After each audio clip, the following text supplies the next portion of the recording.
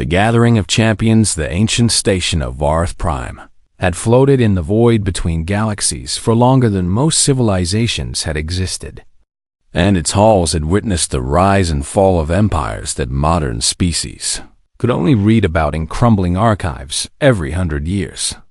The Galactic Convergence held what they called the Trial of Ascension, a test so brutal and so absolute that it had broken the spirits of countless species. Across 10,000 years of galactic history, the trial was not meant to be survived. It was meant to reveal which species possessed something beyond mere strength or intelligence, something that the Elder Council called the flame that does not die.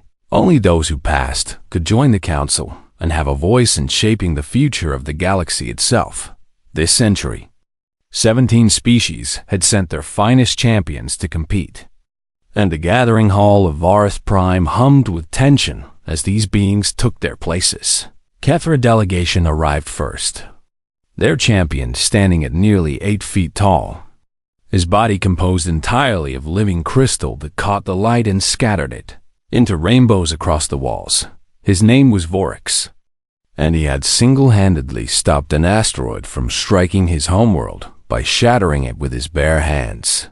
The Veloci came next, their representative a pale and ethereal being named Serana, whose eyes glowed with psychic energy so intense that lesser minds felt dizzy just standing near her. She had once reached across light years with her thoughts alone and guided a lost colony ship home through a nebula that scrambled all other forms of navigation. The Druun sent a creature called Thanok, a massive quadruped with hide thick enough to withstand plasma fire and lungs that could process almost any atmosphere.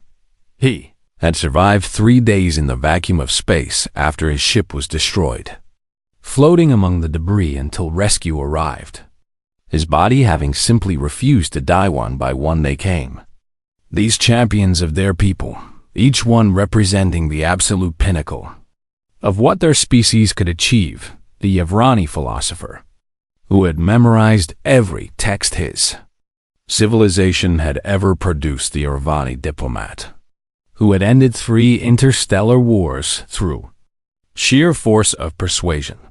Minari warrior poet, whose songs could shatter stone and whose blade had never known defeat. And then the doors opened one final time.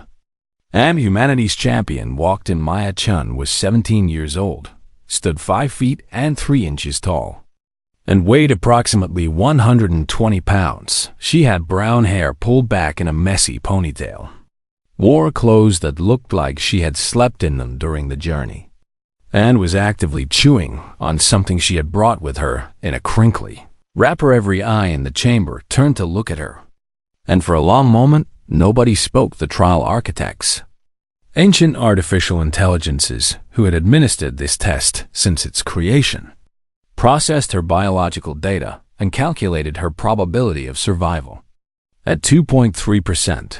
This was the highest estimate any of them was willing to offer. Vorix the Kethra leaned toward one of his attendants and spoke in a voice like grinding stone, asking if the humans had perhaps made some kind of mistake. Surely this small and fragile creature was not their actual champion. Surely there was a warrior waiting somewhere, a being of power and might who'd step forward and reveal that this girl was merely a joke or a distraction, but no one else.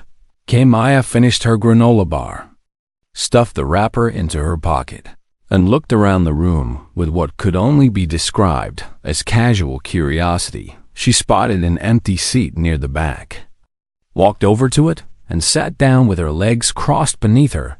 Then she pulled out a small device, stuck 2 small buds into her ears, and began nodding her head to music that only she could hear. Serana the Veloci reached out with her psychic senses, trying to read the human girl's mind, and what she found there made her recoil in confusion. There was no fear in Maya Chun. There was no sense of inadequacy or intimidation. Despite being surrounded by beings who could crush her without effort, there was only a calm and almost bored patience.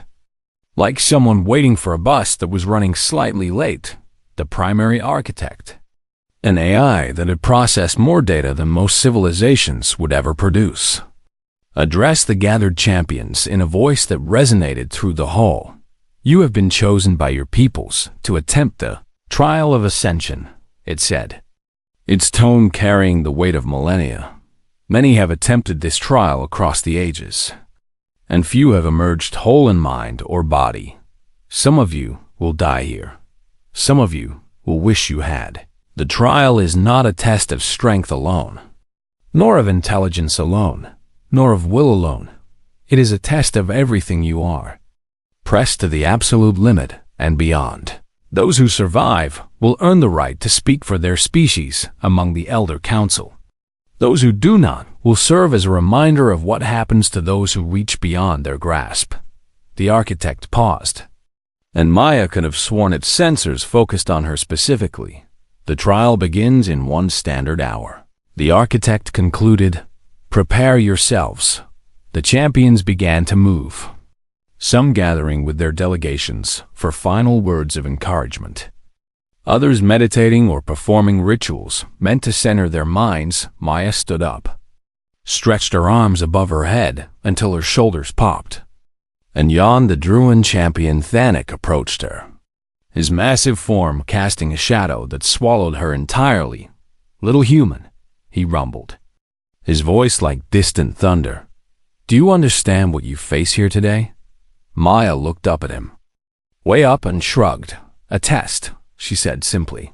"A really hard test. From what everyone keeps saying. I've taken tests before." Danik stared at her for a long moment, something shifting behind his deep-set eyes.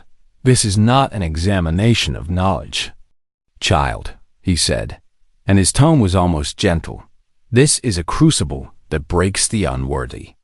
I have seen warriors with 1,000 victories crumble in the first hour. I have seen minds that could calculate the movements of stars shatter into madness. What makes you think you can survive what they could not?" Maya considered the question, genuinely considered it, her head tilting slightly to one side. "I don't know if I can," she admitted, "but I'm here, so I might as well try. Besides, everyone back home said the same thing when I signed up for the Advanced Placement Physics exam, and I passed that."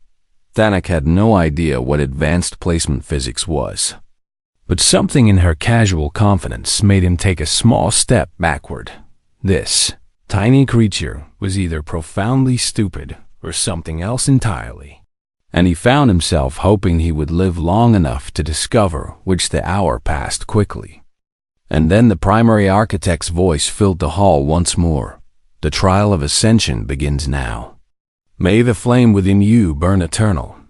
The floor beneath the 17 champions dissolved into light, and they fell into the unknown together. Maya Chun, humanity's champion, 17 years old and 5'3", fell with a grin on her face and a song still playing in her ears. She had no idea what was coming, but then again, she thought as reality twisted around her, that was half the fun.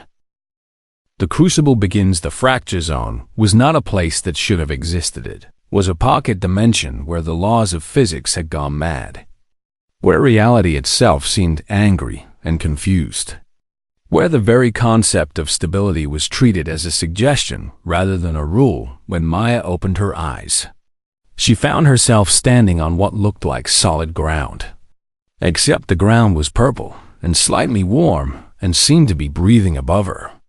The sky was a swirling mess of colors that hurt to look at directly, and she could see other landmasses floating at impossible angles, some of them upside down, some of them sideways, all of them wrong. The other champions had landed scattered across the zone, each one visible in the distance as small figures against the chaos. Maya watched as Vorax the Kethra warrior planted his crystalline feet firmly and sent roots of living stone deep into the ground to anchor himself.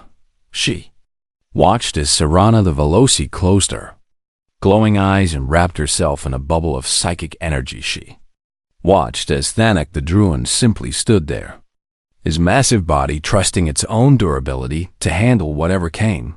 And then gravity flipped. One moment down was down, and the next moment down was to the left. And Maya felt her stomach lurch as she was thrown sideways through the air. She hit something that might have been a wall, or might have been a floor, or might have been something else entirely. And the impact knocked the breath out of her lungs around her. She could hear screaming. The Minari warrior poet had been caught mid-leap when gravity shifted, and now he tumbled end over end through the air, his famous blade spinning away from his grasp. The Yevrani philosopher, whose mind contained the knowledge of 10,000 years, found that knowledge entirely useless when the sky suddenly became solid, and he slammed into it like a bug against a window. Within the first hour, 3 champions fell. The Druid Thanarch, whose body could survive anything, discovered that his great mass became a terrible liability when gravity not only shifted but intensified. He was pulled toward what had been the ceiling with such force that even his incredible hide could not protect him from the impact. He hit with a sound like thunder, and he did not get up again. 2 others followed, their names and species irrelevant now, their bodies broken by a dimension that seemed to delight in finding new ways to cause harm. Maya survived the first hour by being small and light and lucky when gravity shifted. She didn't have as far to fall when the air turned toxic. Her smaller lungs meant she needed less oxygen and could hold her breath longer when the ground turned to liquid beneath her feet. She was light enough to scramble to safety before she sank, but she knew that luck would not last forever, as she crouched behind a boulder that was slowly rotating through 3 different colors.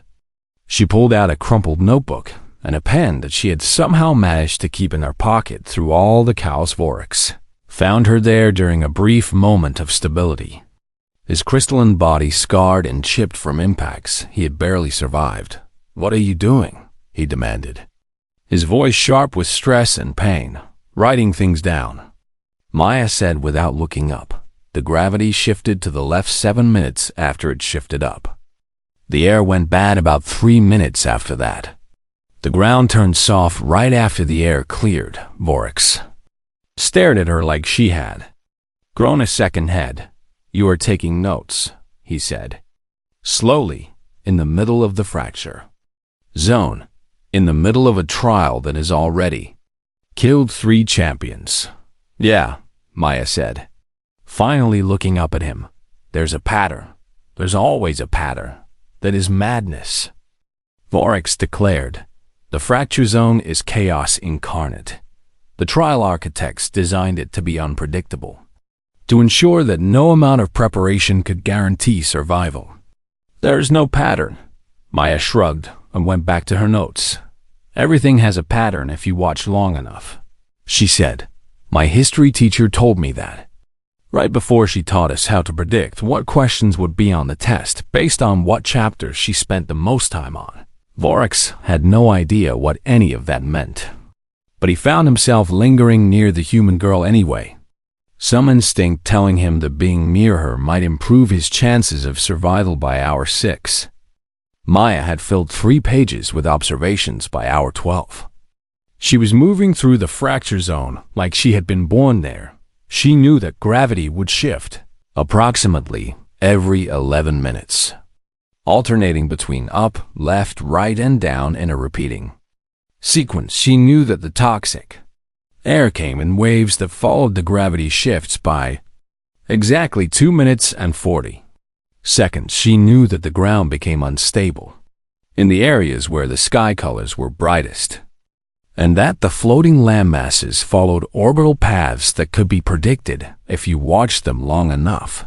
The remaining champions began to follow her without anyone ever discussing it. Sarana the Veloci, her psychic powers nearly exhausted from constantly shielding herself, stumbled along in Maya's wake with a look of desperate hope on her pale face. Vorax stayed close, his crystal body now missing entire chunks that would take decades to regrow. Others joined them, the survivors of 17 species reduced to a ragged band of perhaps 11. All of them following a teenage girl with a notebook, the trial architects observed from outside the dimension. Their ancient processors working overtime to understand what they were witnessing. The human is learning the zone, one of them said, and there was something almost like disbelief in its synthesized voice.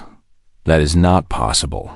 Another replied, the zone was designed to be incomprehensible. Its patterns are buried beneath 17 layers of randomization. No biological mind should be able to extract meaning from the chaos. And yet, the primary architect said quietly, she has done exactly that. She has not merely survived the fracture zone. She has understood it. She has made it predictable on the ground. Maya called out another warning, and the champions around her braced themselves 2 seconds before gravity inverted once again. They had learned to trust her.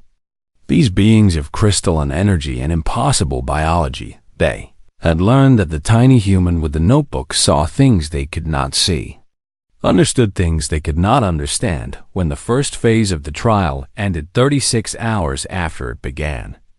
11 champions remained standing. Maya was not merely one of them. She was the reason most of them had survived at Alice. They were pulled from the fracture zone and deposited in a recovery area between phases. Serana the Veloci approached Maya with trembling steps. How? She asked, her voice barely a whisper. How did you do that? How did you see what none of us could see? Maya looked at her for a moment, then smiled a tired smile. I don't know, she admitted. I just kept watching and writing things down until it started to make sense. That's how I got through most of school. Honestly, figure out the pattern, work the pattern. Pass the test. This was just a bigger test with weirder questions. Serana stared at her, and something shifted behind her glowing eyes. This human had not survived through power or psychic ability or physical resilience. She had survived because her mind refused to accept chaos as truly chaotic. She had looked at a dimension designed to break the understanding of any who entered it, and she had simply decided that understanding was possible and then made it so. The Veloci had studied the mysteries of consciousness for 1,000 years. She had touched minds across the breadth of the galaxy, and she had never encountered anything quite like the stubborn, pattern-seeking persistence of a human who refused to believe that any test was truly impossible. The recovery period lasted 6 hours. Maya spent most of it sleeping, her body demanding rest after the ordeal it had endured. But even in sleep, her notebook stayed clutched in her hand, the pages filled with observations that had saved 11 lives. The trial architects watched her sleep and felt something they had not felt in millennia. They felt uncertain the first phase was meant to break. Half the champions, through sheer physical and environmental brutality, it had done so. But the human girl had not merely survived, she had thrived. She had turned chaos into order through nothing more than observation and stubbornness. And the second phase was coming, the phase designed to break what the first phase could not, the phase that would reach into the champions' minds and turn their own fears against them. The architects wondered what they would find inside Maya Chun's head. They wondered if it would be enough to stop her somehow. They doubted it would be. The breaking point, the psychological gauntlet, had earned its name through 10,000 years of shattered minds and broken spirits, unlike the fracture zone, which attacked the body and tested physical resilience. The gauntlet reached directly into the consciousness of each champion and weaponized everything it found there, every fear, every trauma, every secret shame, and hidden wound became ammunition. The gauntlet did not want to kill it, wanted to break. The 11 remaining champions stood in a circle as the primary architect explained what awaited them. The mindscape will show you things, it said, its voice carrying no emotion whatsoever. These things will feel real. They will hurt as though they are real. Some of you will emerge changed. Some of you will not emerge at all. The only way out is through. Then the world dissolved, and each champion found themselves alone in the darkness of their own mind. Vorix the Kethra opened his eyes to find himself standing on his homeworld, the crystal spires of his people gleaming in the light of their twin suns. For a moment, he felt peace, felt the warmth of home washing over his damaged form. Then the spires began to crack one by one. The great structures that his people had built over millennia started to splinter and shatter, their crystalline fragments falling like rain. He heard screaming, the voices of millions of his kind crying out in terror as their world fell apart around them. He tried to run, tried to help, but the ground beneath him was cracking too, and he could only watch as everything he loved turned to dust when the mindscape finally released him. Vorix was curled on the ground in the fetal position, his body whole but his mind fractured in ways that would take centuries to heal. The Vovani diplomat relived every negotiation that had failed, every life lost because she had chosen the wrong words at the wrong time. She watched as ships burned and worlds died, and each time a voice whispered that it was her fault, that she could have stopped it if only she had been better, smarter, faster. She screamed denials into the darkness. But the darkness had no mercy. After 6 hours in the mindscape, the Orvani diplomat simply stopped responding. Her body continued to breathe, but behind her eyes there was nothing left. 3 more champions fell in similar fashion, their minds unable to withstand the precise and surgical cruelty of the gauntlet. The average survival time for those who made it through was 19 hours. Maya Chun emerged after 4. She stepped out of the mindscape with red eyes and tear tracks on her cheeks, her body trembling slightly, but she was walking. She was coherent. She was whole. The remaining champions, those who had already emerged or were still trapped in their personal nightmares, stared at her in disbelief. Serena the Veloci, who had barely survived her own trial through sheer psychic willpower, grabbed Maya's arm with desperate fingers. How? She demanded. The same question she had asked after the fracture zone. 4 hours. The gauntlet has never released anyone in 4 hours. What did it show you? What did you see? Maya was quiet for a long moment, her eyes distant and hollow. Everything. She finally said, "It showed me everything." She sat down heavily on the floor, her legs suddenly unwilling to support her weight. "It started with Earth burning," she said softly. "I watched my planet die, saw the oceans boil and the cities crumble, and everyone I ever knew turning to ash. That was bad. That was really bad." Her voice cracked slightly, but she continued, "Then it showed me my family, my parents, my little brother, my grandmother. It made me watch them die, one by one, slowly. And there was nothing I could do. I couldn't move, couldn't speak, couldn't help them. I just had to watch." Serana's grip on her arm tightened. The Veloci's face twisted with sympathy and confusion. "Then how?" she asked. "How did you survive that? How did you keep going?" Maya looked up at her, and there was something ancient in her young eyes, something that had no business being in the face of a 17-year-old girl, because none of it was real. She said, "Not yet. Anyway, maybe not ever. And even if it becomes real someday, falling apart right now wouldn't help anyone. My family, if they were here, would tell me to keep going. They would tell me to survive first and grieve later. So that's what I did." She wiped her eyes with the back of her hand, a gesture so human and so ordinary that it seemed almost out of place in this alien dimension. "The gauntlet tried something else after that," she continued. "It showed me being alone, truly alone. The last human in a universe that would never understand me, surrounded by beings who couldn't possibly relate to what I was or what I had lost. It wanted me to feel that isolation, that cosmic loneliness, and break under the weight of it." "Did it work?" Varix asked, his voice rough from his own ordeal. "No," Maya said. and something almost like a smile crossed her face, because I've been alone before. Not literally the last human, but alone in rooms full of people who didn't get me, who didn't understand why I cared about the things I cared about, or why I couldn't just be normal like everyone else. That kind of loneliness isn't new to me. It's just Tuesday. She laughed. A small and tired sound. I told the gauntlet that, actually, I think I confused it. The trial architects, observing from outside the mindscape, had indeed been confused.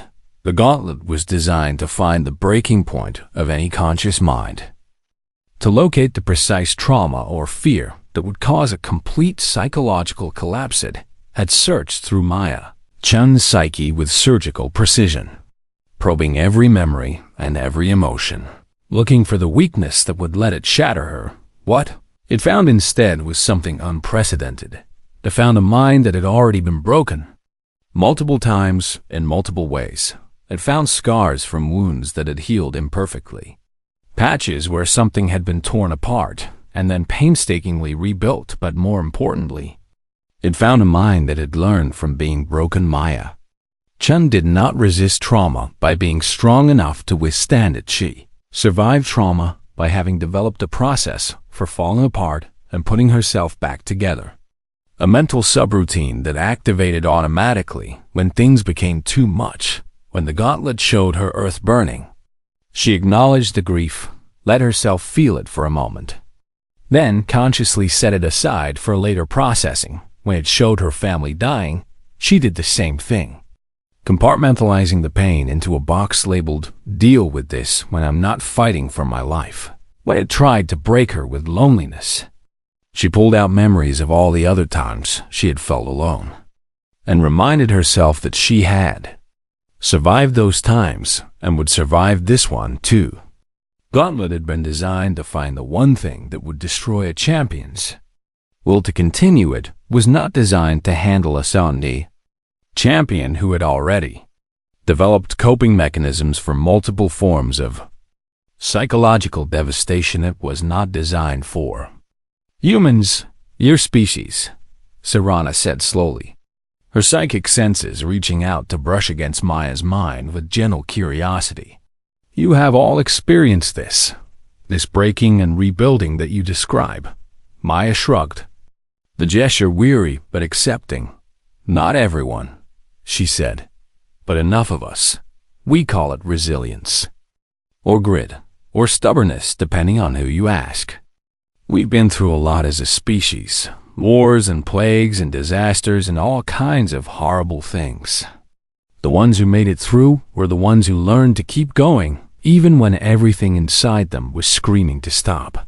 She looked around at the remaining champions, at the broken and the barely surviving, and the still trapped. My grandmother survived a concentration camp when she was younger than I am now, she said. Quietly, my grandfather fought in a war that killed millions. My parents grew up during an economic collapse that destroyed everything their families had built, and all of them, every single one of them, told me the same thing. She stood up, her legs steadier now, her eyes clearer. You can fall apart, she said. That's allowed. But then you have to put yourself back together and keep moving, because the alternative is giving up. And giving up isn't really an option when people are counting on you. The mindscape trembled slightly, as if the gauntlet itself was reconsidering its approach. But there were no more trials for Maya Chun. She had passed through the fire and emerged scarred but functional, broken but rebuilt, traumatized but still moving forward. 7 champions survived the psychological gauntlet. Maya Chun was one of them, and somewhere in the observation network, the trial architects began to realize that they had underestimated humanity in ways they were only beginning to understand.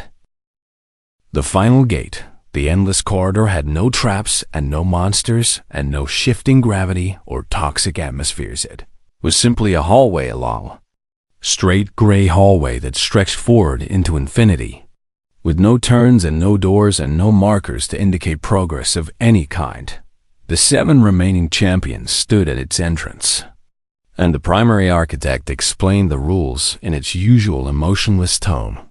Walk forward, it said. Continue walking until you reach the end. That is all. The Yevrani philosopher, one of the few survivors of his kind in this trial, raised a trembling hand. How long is the corridor? He asked. How will we know when we are close to the end? You will not know, the architect replied. The corridor continues until it does not. Some have walked for days. Some have walked for weeks. Some have walked until their bodies gave out, and their minds surrendered to the futility of endless motion. Without progress, the corridor is not a test of strength or intelligence or resilience. It is a test of something else entirely, something that cannot be named but must be possessed. And with that, the 7 champions began to walk. The first hours were almost pleasant after the chaos of the fracture zone and the horror of the psychological gauntlet. Simply walking in a straight line felt like a vacation. Maya found herself almost enjoying it, her legs moving in a steady rhythm, her mind finally having time to process everything that had happened. But the hours became days, and the days stretched on. And slowly the true nature of the corridor began to reveal itself. There was nothing to see, nothing to hear, nothing to feel except the gray floor beneath their feet and the gray walls on either side and the gray ceiling above. No landmarks to mark distance traveled, no changes in light to indicate the passage of time, just endless, eternal, soul-crushing sameness. On day 3, the Minari warrior poet stopped walking. He sat down in the middle of the corridor, his legendary blade across his knees, and simply refused to move again. There is no end, he said, his voice flat and dead. This is punishment, not a test. We will walk forever and nothing will change, and eventually we will all die here in this gray nothing. I would rather die sitting than walking. No one could convince him otherwise. They left him there, still sitting, his eyes empty and his spirit broken. On day 6, Vorix the Kethra warrior stumbled and fell, his crystalline body finally giving out after the accumulated damage of the previous trials. He tried to rise, tried to continue, but his legs would not obey him. Go, he told the others, his voice like cracking stone. I will rest here for a moment, just a moment. They never saw him get up. On day 8, the Yevrani philosopher began to laugh. It was not a sane laugh. He had spent his entire life organizing knowledge, categorizing information, making sense of the universe through careful analysis and documentation. The corridor offered nothing to analyze, nothing to categorize, nothing to make sense of his great mind. With nowhere to go and nothing to process, simply turned inward and began to devour itself. He was still laughing when they left him behind, his voice echoing down the endless hallway until it faded into nothing. 4 champions remained. Sirena the Veloci walked in a kind of trance. Her psychic powers turned inward to create illusions of beauty and variety to replace the endless gray. It was working, barely, but Maya could see the strain on her face, the way her steps were becoming slower and more uncertain with each passing hour. The other 2 survivors, beings whose names Maya had never learned, walked with the mechanical determination of creatures who had simply stopped thinking about anything except putting one foot in front of the other. And Maya walked. She hummed songs from Earth, every song she could remember, from pop music to classical to the silly jingles from advertisements that had somehow lodged themselves in her brain. When she ran out of songs, she recited poetry. When she ran out of poetry, she told herself stories, making them up as she went along, giving them increasingly ridiculous plots and characters just to keep her mind occupied. She counted her steps until the numbers got too big and boring. Then she started over from 1. She had conversations with herself, arguments about topics she had debated in school, imaginary discussions with friends and family and teachers. She thought about every meal she had ever enjoyed, every book she had ever read, Every moment of happiness and sadness and boredom and excitement that made up the 17 years of her life on day 10.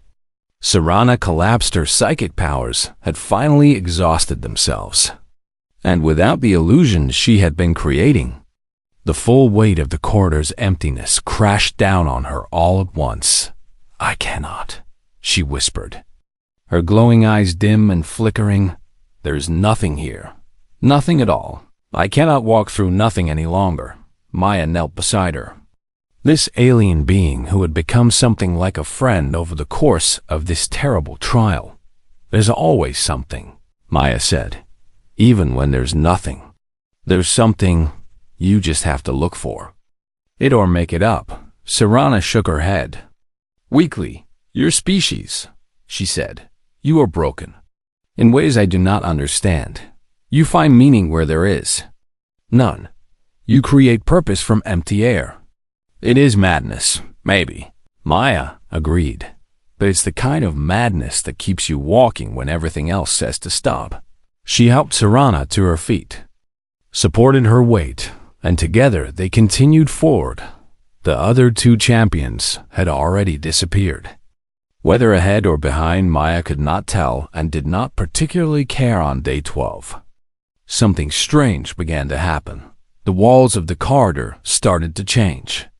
Not in any visible way, but in a way that Maya could feel they were responding to her somehow. Shifting in patterns that matched her footsteps, vibrating in harmony with the song she was humming. "What is happening?" Serana whispered, her psychic senses detecting the change. Even in her weakened state, Maya wasn't sure. But she kept walking, kept humming, kept filling the emptiness with whatever her mind could produce, and slowly, impossibly, the corridor began to feel less endless on day 14. Maya saw something in the distance. At first she thought it was a hallucination, her exhausted mind playing tricks on her. But as she got closer, it became more real, more solid. A door, an actual door, set into the gray wall of the corridor. With light spilling from around its edges, she stopped, staring at it, not quite able to believe what she was seeing. "Is that real?" she asked Serana, barely conscious, on Maya's shoulder. Managed a weak nod. "It is real," she confirmed. "The end. You have reached the end." Maya stood there for a long moment, looking at the door that should not exist. The end of an endless corridor. Then she laughed. It was not a same laugh. Not entirely, but it was not the broken laugh of the Irani philosopher either. It was the laugh of someone who had just realized something absurd and wonderful and terrible all at once. "The corridor isn't actually endless," she said. "It just feels endless until you make it feel like something else. It responds to what you put into it. If you walk through it expecting nothing, you get nothing forever. But if you fill it with something, anything, it fills up, and eventually there's an end." Serana stared at her with those dim, flickering eyes. "You made the end," she said slowly, "by refusing to accept infinity, by forcing meaning onto meaninglessness." "I guess so," Maya said. She stepped through the door, still supporting Serana, and found herself in a vast chamber filled with light. The trial architects were there, their holographic forms shimmering with what might have been surprise, and on the walls of the chamber, she could see displays showing the other champions, all of them still in the corridor. All of them still walking or sitting or lying in defeat. Maya set Serana down gently, made sure she was comfortable, and then turned to face the architects her shoes had worn through. Completely, her feet were bleeding. She was more exhausted than she had ever been in her life, but she was smiling as she looked up at the ancient intelligences and asked the question that would echo through galactic history. "Is this the warm-up?"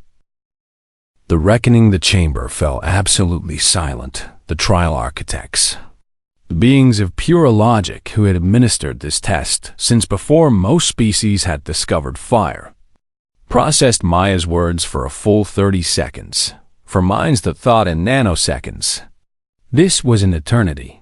for minds that had seen everything the galaxy had to offer across 10,000 years. This was unprecedented. Clarify, the primary architect finally said, its voice carrying a slight harmonic distortion that might have been confusion. You are asking if there are additional challenges.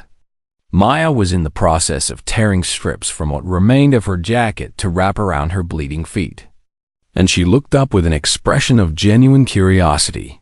I mean, yeah, she said. It was tough. Don't get me wrong, really tough. But back home we have something called finals week. 4 exams in 3 days. No sleep, living entirely on caffeine and spite. This had better snacks. Honestly, behind her, Serana the Veloci made a sound that was somewhere between a laugh and a sob in the observation galleries around the chamber.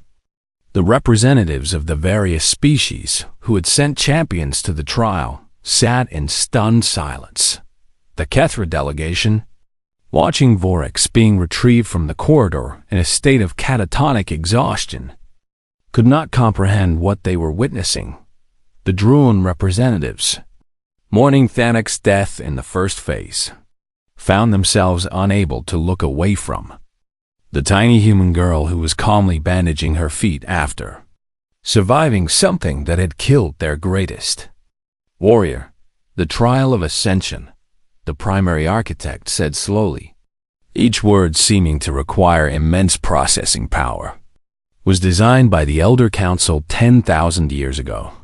It was calibrated to test the absolute limits of biological and psychological endurance.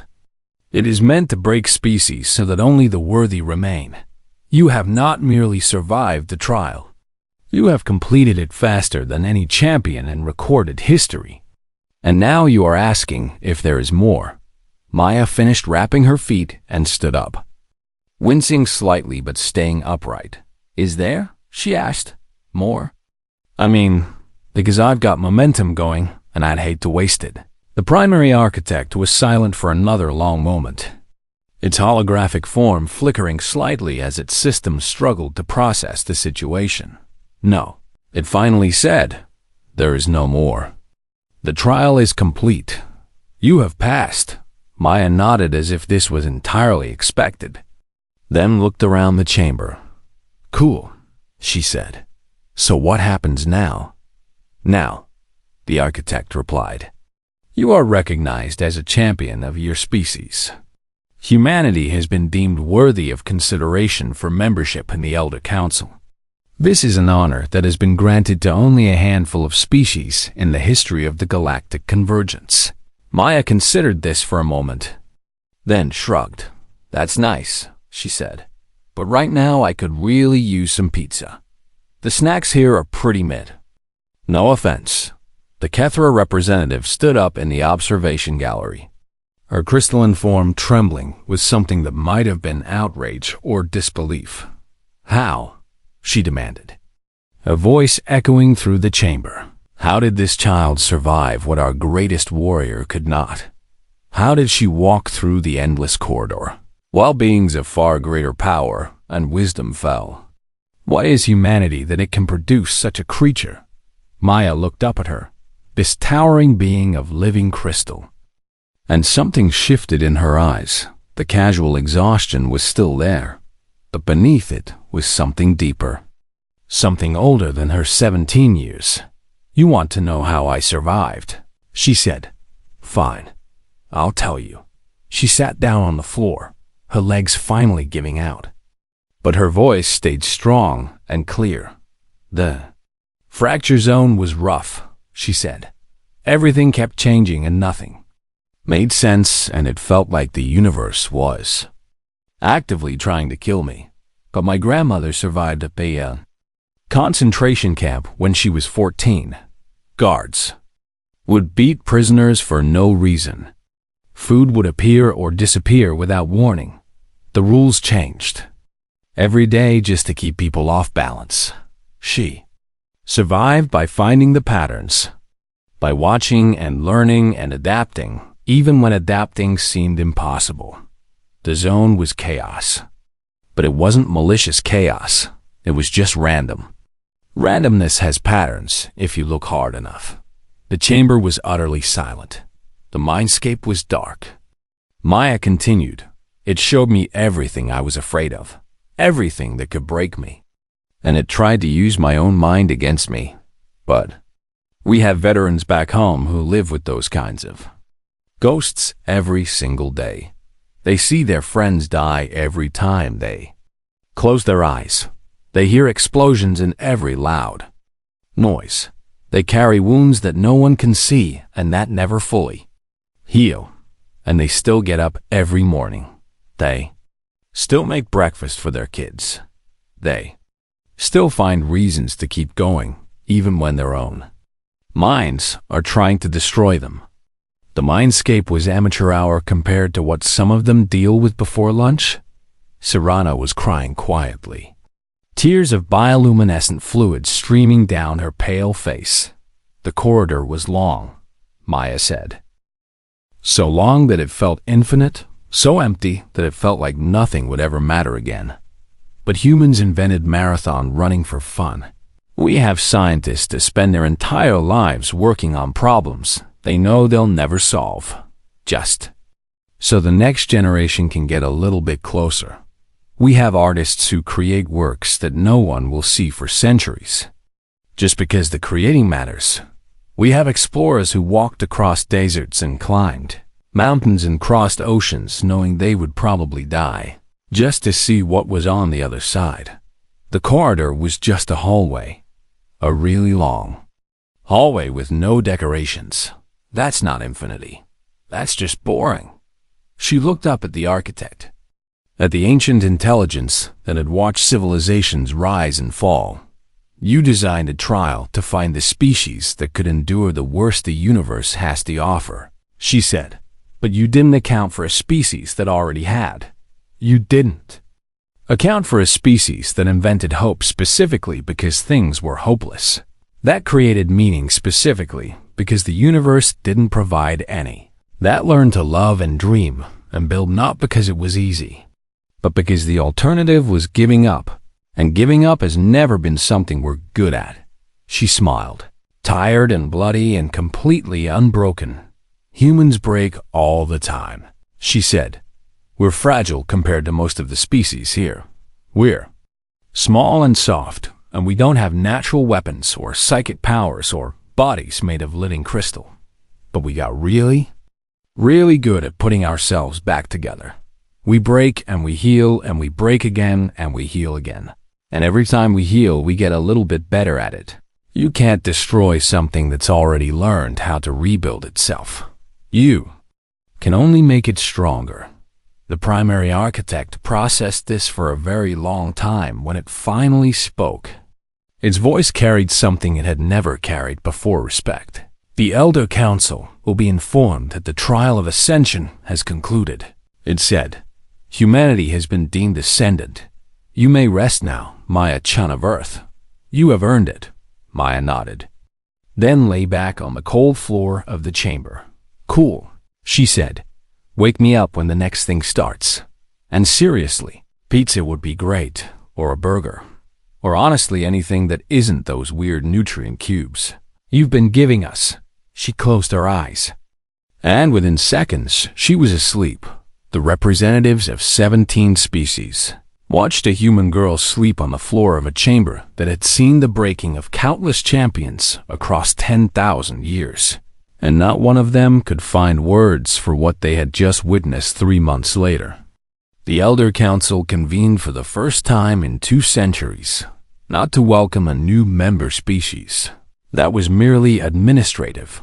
They convened because the trial architects had formally requested that the Trial of Ascension be redesigned from the ground up. When asked why, the primary architect provided a single data point: Maya Chan's complete psychological profile, recorded throughout the trial.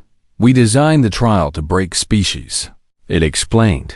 This one treated it as she would treat a difficult exam, an inconvenient commute, a particularly challenging puzzle. The trial did not break her because she entered already broken and repaired. So many times that breaking has become a process rather than an end state. the eldest member of the council, a being of pure energy who had watched stars die, studied the data for a long moment. "You were saying," it finally said, "that humans cannot be broken because they have made breaking into a survival mechanism." "I'm saying," the architect replied, "that when I showed her the death of her world and everyone she loved, her trauma response was to immediately begin problem-solving her emotional reaction, so it would not impede her performance. I am saying that when faced with an endless corridor designed to crush the soul through pure futility, she started humming songs and making up stories until the corridor itself responded to her refusal to accept meaninglessness. I am saying that this species has spent its entire evolutionary history being broken by a hostile universe and has emerged from that process, not weakened, but fundamentally altered in ways we do not fully understand." The council was silent. "I am recommending," the architect concluded, "that we do not test humanity again, and I am strongly recommending that we ensure they never have a reason to test us, somewhere on a distant space station." Maya-chan finished her pizza, asked if anyone wanted to play cards, and wondered what all the fuss was about. She had just passed a test, after all. Nothing more, nothing less. And humans had been passing tests since the dawn of their species. They would continue to do so until the stars themselves grew cold. That was simply what they did.